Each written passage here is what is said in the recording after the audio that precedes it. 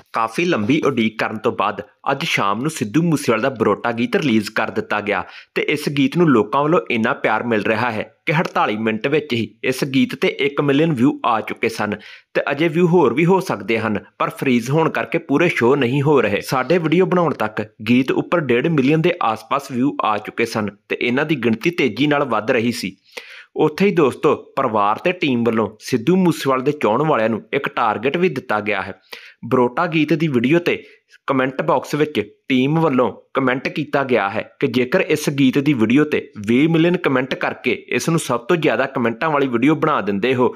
ਤਾਂ ਉਸੇ ਟਾਈਮ ਹੀ ਸਿੱਧੂ ਮੂਸੇਵਾਲੇ ਦਾ ਅਗਲਾ ਗੀਤ ਰਿਲੀਜ਼ ਕਰ ਦਿੱਤਾ ਜਾਵੇਗਾ। ਇੱਥੇ ਤੁਹਾਨੂੰ ਦੱਸ ਦਈਏ ਕਿ ਦੁਨੀਆ ਦੀ ਕਿਸੇ ਵੀ ਵੀਡੀਓ ਉੱਪਰ ਅਜੇ ਤੱਕ 20 ਮਿਲੀਅਨ ਕਮੈਂਟ ਨਹੀਂ ਆਏ ਹਨ ਤੇ ਜੇਕਰ ਇਦਾਂ ਹੋ ਜਾਵੇਗਾ ਤਾਂ ਬਰੋਟਾ ਗੀਤ ਦੀ ਵੀਡੀਓ ਵਰਲਡ ਵਾਈਡ ਰਿਕਾਰਡ ਬਣਾ ਦੇਵੇਗੀ ਤੇ ਬਾਕੀ ਸਿੱਧੂ ਮੂਸੇਵਾਲੇ ਦਾ ਨੈਕਸਟ ਸੌਂਗ ਵੀ ਹੁਣ 20 ਮਿਲੀਅਨ ਕਮੈਂਟ ਪੂਰੇ ਹੋਣ ਤੇ ਹੀ ਸੁਣਨ ਨੂੰ ਮਿਲੇਗਾ।